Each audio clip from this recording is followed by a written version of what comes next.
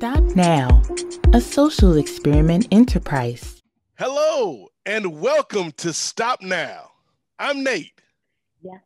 Hello, everyone. I'm Melissa, and we are back again. I've missed you guys. Welcome back. Yeah, I am so excited, Melissa. This is going to be fun today. So, this is all my fault, ladies and gentlemen, because, I thought Melissa was talking about the big game. But apparently, Melissa was talking about our big guest this week. So I'm sitting here and I don't know what to do. So I'm going to take this off because now I'm self-conscious. But we're so excited, Melissa, because we're going to talk today not about offense and defense and special teams, but we're going to talk about how we can use technology to do good in this world. And I'm really excited for that. That's news to me, Nate. I didn't even know it was in Florida. So thank you for that. I know nothing, but what I do know today is we have a special guest, Miss Christina Taft. Am I saying that right? I do not want to mess this up. Yes, I'm Christina. Hi, everyone. Hi, how you doing? Hi, thank you for joining us today. You are in the technology area, and we've been using technology so much since COVID started. Almost a year ago in this country, I can't even believe that it's been a year that we've had to, really incorporate, Zooms and how we do things and so much technology just, into our everyday life more than, we already have. So please do introduce yourself to our audience. Hi, so I'm Christina Taft. I'm the founder of Realty, where we're working on social media for good. And so that's a sub-project of the and it's taken time to get to this version. We have about 13 partners and mainly nonprofits around the building media change in social technology. I'm also the coordinator of Save Me Now in the US to also get more public safety technology updates. Well, Christina, we're so glad to be able to talk to you this week. And I guess my first question is how did you get involved in this? Where was the kind of spark and the impetus to make you say, you know what, I think this is an area, this is a space where I can do some good in the world? Right. So I was always a multiple founder. I founded other projects too. They're not companies or organizations per se, but they were about causing social movements or, changing the narrative. So for me, that was actually the reason. I've been a founder since 2016. And so with Worldy, I can actually combine all of that kind of together because social media and social technology is so influential to people. It's basically like social engineering. Like you say, you're a social experiment. So technology, I've been a multiple founder since 2016. And so that was where I was getting involved with Worldy. And as you said, it can be social engineering or social experiment. But it's for Tech for Good, it's about social impact. So being a positive social impact on people and then being able to combine so many different issues together. I'd say technology people are some of the most influential people in the world right now. So what kind of companies is it that you're helping right now? Is it like a specific brand that you're looking for, or can any company come out and look for your help? Right. So I'm specifically looking for promoting safety, equality, rescue, and of course all in one. But so in terms of that, if they're for SGDs or they're for equality or they're working for public safety or especially I really want to help reduce hate on the internet. And so I want to get involved with that with technology that's beneficial for people. And that is a space that isn't entered very much right now. Well, I'm glad, and this might be the only time I'm glad somebody brought up hate, Christina, because when we look back at 2020, even if we look at the beginning of 2021, I think when you see kind of a lot of the political chatter and a lot of kind of the social chatter, and I feel like there's a lot of misinformation and disinformation that is available on the internet. Is there something that we can do about it? Is there something that companies can do about it to kind of reduce that disinformation and as you said, reduce the amount of hate that's out there? So what we're trying to really do is push for Oversight Network. So then that would be where it's more of a flip pyramid view of where organizations that are outside the tech industry, such as for special interest groups or, diversity inclusion. I just got an AI panel about that done last month too. They had never talked about artificial intelligence relating to diversity or discrimination before. So I really think you need to push for an oversight network. I know they're trying to look right now at boards, but that's not really what needs to happen. It needs to be outside organizations and a different view of the internet, because you just can't make small groups of people, define it. It's everyone's data, everyone's lives are now influenced by the internet, and it actually does cause violence. So it's important that multiple different groups represent their interests and more like a we the internet kind of view, which is co-decision.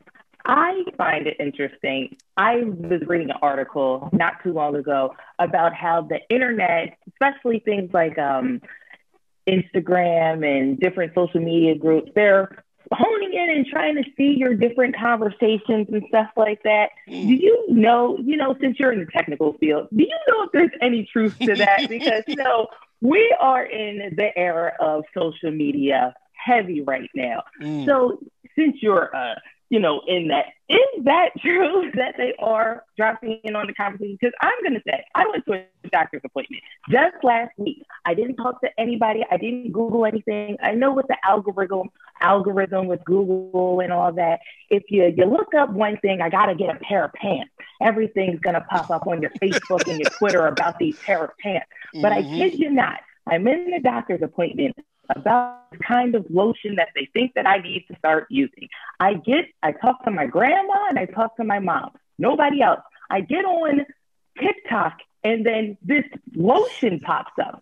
I've never heard any commercial before in my life about this lotion. And I said, how did they are they listening? So I started, I'm getting on the Googler and groups, they're watching you, they're getting into your conversations, trying to see what's happening. Would you say that there's any truth to that by any chance? Well, it's a little bit different than kind of like what you mean. It's like filtering data. So they do have back end data, centers and moderate things and look through the queues. So they can filter through things. So, and they can obviously machine learning, artificial intelligence and all of that has really increased. So they can do speech recognition. They can do, audio recognition. They can do text recognition of photos, facial recognition. Bots, they can do that too. Often, a lot of them can rotate IPs. I was just researching that recently with web scraping and everything. So they know actually a lot of tech, and then they're not really telling you, the consumer, how they create tech. So what they're like. And that's what's making people really upset, is that there's this power distance of what they're doing. And then because of the power distance, they're not labeling right. So there's a lot of discrimination, and it's like, well, what are they labeling me as when they're listening to me or what I'm writing about? So actually, Facebook in particular can label people as extremists based off, I think it's called user collaboration filters. So like, I have an intern coming up, but they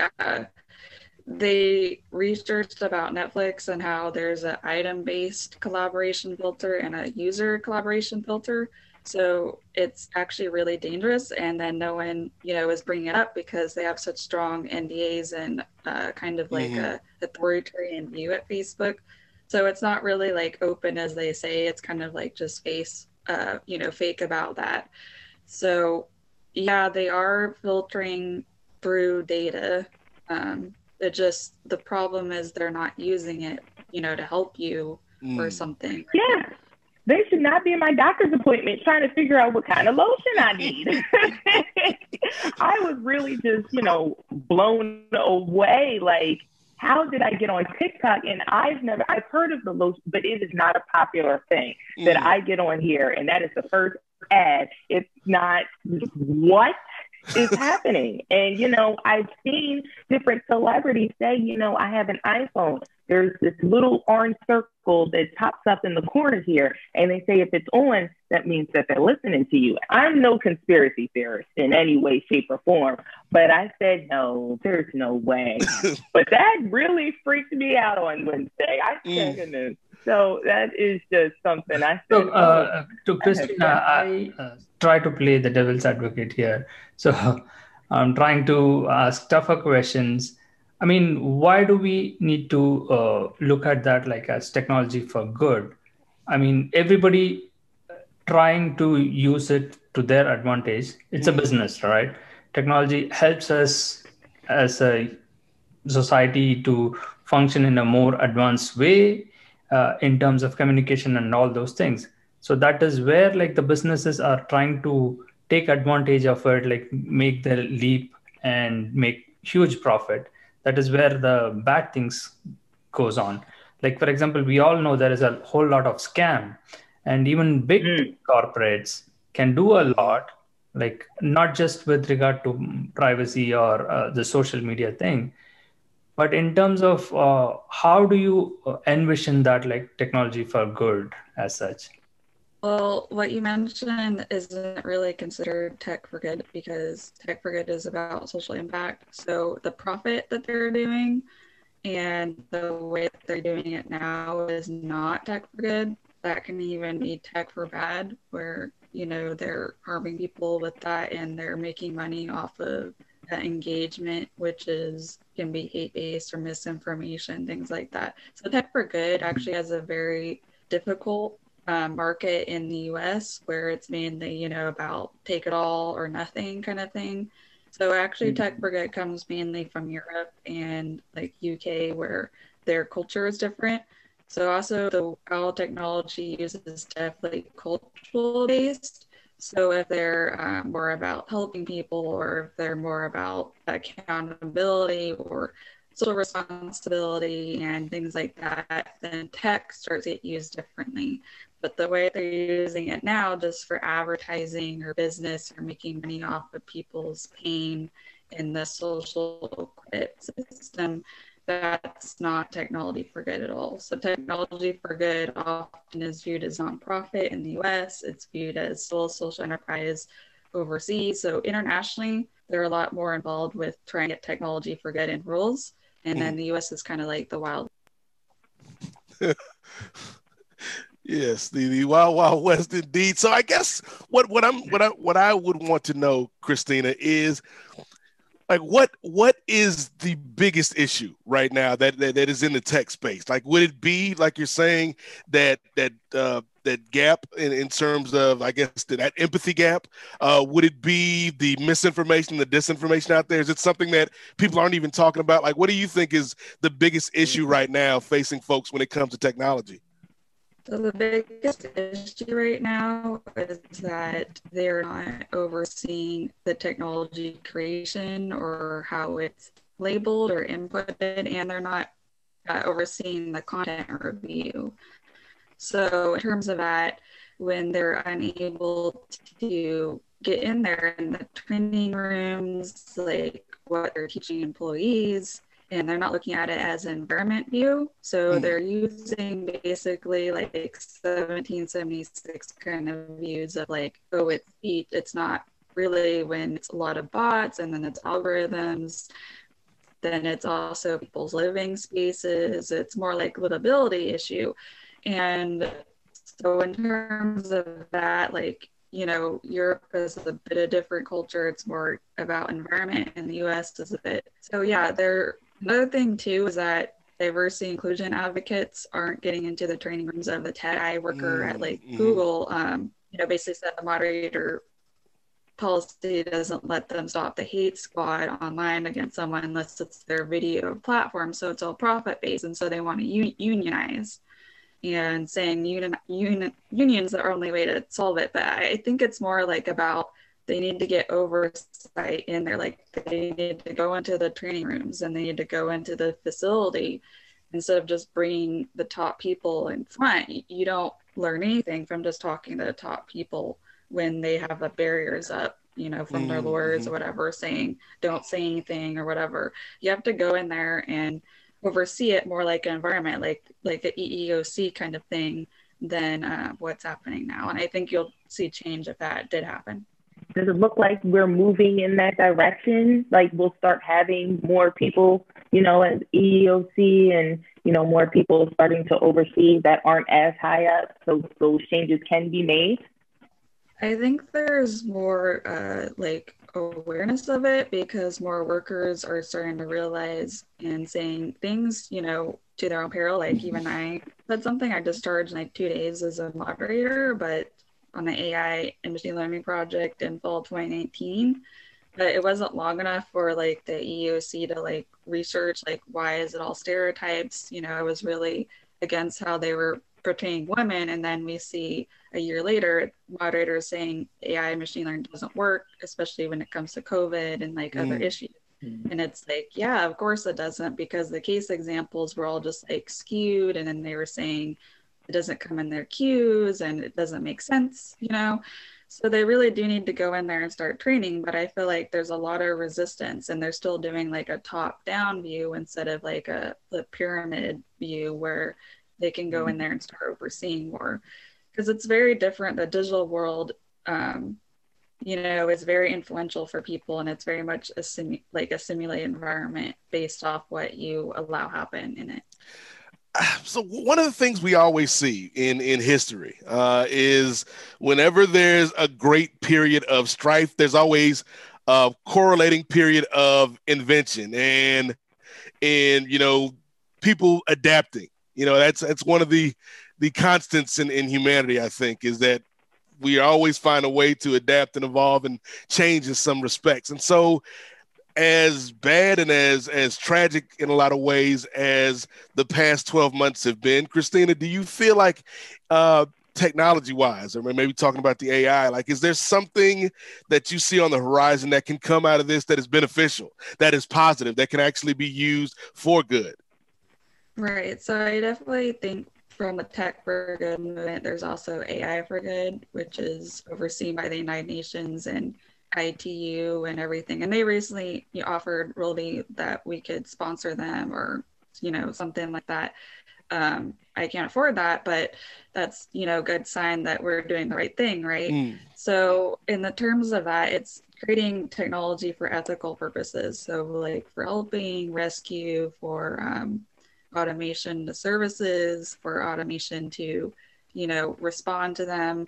So like I see the internet more as an opportunity where, you know, people are writing about their problems and then you can respond to them.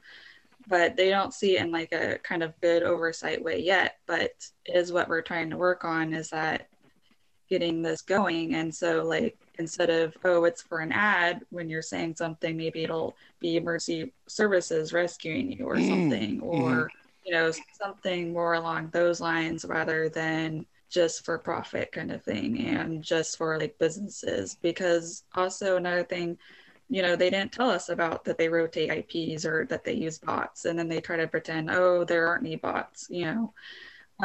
So that lack of information is really harming us from change. And then there's also, you know, there's the anti-cyber abuse filters. So there are 3 different things you can do. There's classification and labeling, so the input.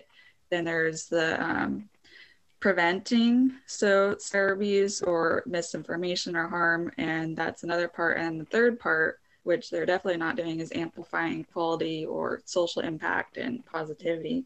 And so becoming like a social impact filter, and then also responding to people. So there's a lot of work that can actually happen. Like they even have drones right now that they could use for stopping fires or rescuing people if they're not being used, is what I heard. So So with everything that you're doing and all that you know, your foundations, have you had some people that have, you know, tried to shut you down? Because you've had, you know, your foundation, they're trying to get people to do some things that they may not exactly, you know, want to do. And in a way, kind of trying to stop some money in, you know, a sort of way. Have you had some roadblocks here and there? Do you mean like people like tried to retaliate or something? Or yeah. I'd say the most retaliation is actually on the platforms with the most robots. So like Twitter, Facebook, YouTube, like Reddit, basically the platforms where they can have a lot of robots, and they have a lot of them. They have millions of them out there. Yeah. Or, I don't know how many, but those platforms are the worst. LinkedIn, we actually get a lot of support actually from the CEOs and founders out there and the back channel people, I'd say. And so that's the only platform we actually grow on, and they're a little bit more progressive. It's kind of interesting because a lot of the narrative is pushed out there that's false information. And so like right now they're trying to make a civil war in the US. And so they've been trying to push, with bots, and then also inciting people that we should attack our leadership, or we should attack public figures, and that they're always against us. But in reality, like from being on LinkedIn, where the founders are on there and everything else, they actually are more in agreement of helping people ethically. And so we see this issue where we just have a few monopolies, and then we have all these businesses affected by them, and they actually are upset, and they don't like getting harassed every day. So it's creating this kind of social stimulation where a lot of people don't know that it could change, and they think one way or the other, and they get mad or angry because it's built like that to keep you kind of addicted, because people are more attracted to negative news than positive news. So they allow the negativity and the toxicity, so then they get more trapped in the system and feel like they have to be there because otherwise it's going to be negative. And that's the same thing with me too, defending people on the internet. Like that's the only reason I was there, like to complain. So it is like that right now. Christina, on that, right? Yeah, I wanted to share some story and also ask a question. You rightly pointed out the LinkedIn. One of the technical person I spoke with, he told me the story. I couldn't believe that, but he said like anyone can create a fake ID kind of thing on LinkedIn and get a job, or even from the cybersecurity standpoint, right? He said like people from I don't want to name the countries, like, but then it will give a bad sign of as if it is true. But what he said was like people sitting from different countries, they are accessing, giving money to people in US to provide their computers, and they access remotely, and they create a fake IDs and profiles, and use the original people's ID as well to do projects and make money, and they do give commission to people over here. So that was kind of a fantasy story kind of thing for me. But he said, like, you guys are doing a social experiment. I will demonstrate that. I'll show you how it's being done live.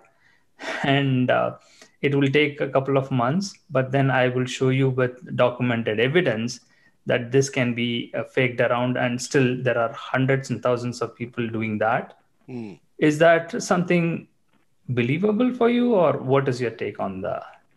The part about blaming US for the social experiment, I think they're doing that a lot. Like I talk internationally to a lot of people, so like someone from Romania showed the false info trying to claim it's communism, and then they tried to put out a list claiming our leaders were communists to try to incite people to attack, and that was before the Capitol attack. So as far as blaming specifically, no, but I do know that they are using bots, and they say that they're from a different IP. The corporations, if you look at scrapingdog.com or like proxyproxy.org or Scraper API, you do see it, they use different IPs, and there's rotating proxies and there's static IPs, because I'm researching bots, right? If I was if I use the bots, like they'd, let me, or, wouldn't it be bad or, anything like that. But there are a lot of bad people that are using right now just for hate. And the default of people is, I think, positivity is a bot, and hate is not a bot, but actually it's the opposite. Mainly hate, is being funded a lot right now. And so they can say that they're from any country, you know, any place, and they're hiring people, you know, to do the contracting for it. I think we might run out of time, right? So just to quickly ask you a few questions. So on that front, right? So big corporates, even some of the companies, cybersecurity experts, and they all said this, when it comes to business, even hosting companies, they can do a lot, right? Just like how the ex-president was banned from the Twitter, right? After all this riot, they took so long to ban him. Yeah. The same way they can do it, like even porn stuff, right? And Pornhub was kind of taken down by Visa and MasterCard, and then the payment didn't go through. Then everybody is making a huge cry about it. So how do we stop all these things, right? So when all the big corporates are involved and they are making money out of it and they don't care. And one of the cybersecurity expert in a hosting company, big company, I don't want to name them, but then he said, we don't care what they are hosting, what content, as long as we are getting money, like we are fine with it. So they are actually allowing law as such can easily track down and take the people to justice through law, but then that's not happening, right? So how does that this plays out, right? It's always like blaming someone as bad and the other as good. Yeah, so obviously it's the Oversight Network that I think would be important in getting in the training rooms, because right now there's that disconnect where they don't understand that, yeah, they're not looking at what people are hosting. They don't know what URLs that they're asking for amplification on. They don't know like what they're using for the proxies or what they're using the websites for, you know. And then also they're not accepting oversight. So the UN probably would have said, or, you know, they said the European Commission would have already stopped him. You know, they're not allowing the international or multilateral oversight. So multilateral oversight is not happening. Obviously, if like We the Internet is actually a United Nations organization. And so if they're not allowed to go in there yet, you know, they'll say the partners, but basically it's just a token sponsorship, you know, it's not a real thing. And so to really get in there, you have to start to understand how they're building technology. You don't have to code yourself to know what technology does. Mm-hmm. You just have to know, you know, how to manage it. So, you know, what to tell a coder to do kind of thing. So, you know, they try to make it seem like you have to be a coder. You don't have to be. You just have to know how it works. Like how you tell a coder to do something is important. So I guess my final question then, Christina, would be, I guess technology at its core is a tool, I guess you could say. A tool can be constructive or a tool can be destructive, depending on how somebody implements that tool. So do you feel like when we talk about technology for good or AI for good and trying to be ethical when it comes to this space, is that something that we can actually fix? Because I guess at the end of the day, it's not a matter of fixing circuits and fixing algorithms. It's a matter of changing hearts and minds. So are you optimistic about this? Are you hopeful about this? Yeah, I'm actually getting more hopeful over time because like people like us are just small fries, but we're pushing out the information. And especially when you start trying to influence other CEOs and other founders and other organizations, like with coalition of partnerships, then it becomes a lot stronger because the CEOs and the founders are leaders, so they're going to influence other people. And so when you start pushing on the back channels, it's more likely that you'll actually get change instead of just kind of shouting out at cyberspace where you don't even know, like, you know, how many bots are out there pushing their own agenda all the time. So in terms of that, I do think there's change. I just don't know how long or how much. So I feel like I also get upset about certain projects like a rescue system and things like that with tech, you know, when you don't see any changes and then, you know, you might hear maybe someone's talking or something, but then you don't actually see it and or anything happen. So it, you know, it becomes very much unknown, but I do feel like I'm more hopeful now than I was a year ago. But then at the same time, I also see that it's also getting worse now. And so I think it's becoming a climax right now. And so they're actually getting forced to change. Because otherwise, it's just going to be really, really harmful for people, like obviously so. And then we also make it obvious by coming out and saying how it could be different. So, okay. Well, I hate to be the timekeeper that I am, but I wouldn't be me. That is your job, Melissa. That is your role you have accepted. You are the official timekeeper for Stop Now. That's me. But thank you, Christina, so much for coming on and talking to us today. We appreciate you. And yes, thank you for joining us on Stop Now. Thank you for watching, everybody. Yes, thing, Melissa. And like, I know this is not what Christina does, but when she was telling me about fighting the robots, like in my mind, I was thinking of like Neo from the Matrix. And now I have to watch the Matrix and the Big Game. So I got a lot of stuff to do this weekend, people, but I want everybody out there to be safe. Melissa, you be safe. And we'll do it again next week. Guys. Bye for now. Thanks. Yeah, I actually think of like Rover from Wonder Woman. Oh, man, that was good. That was good. Stop Now, a social experiment enterprise. Stop, listen, share. Everyone can make a difference. We are on a mission. Everyone should do something greater in their lifetime. Change the future. Be a proud member. Join us to support, volunteer, and donate.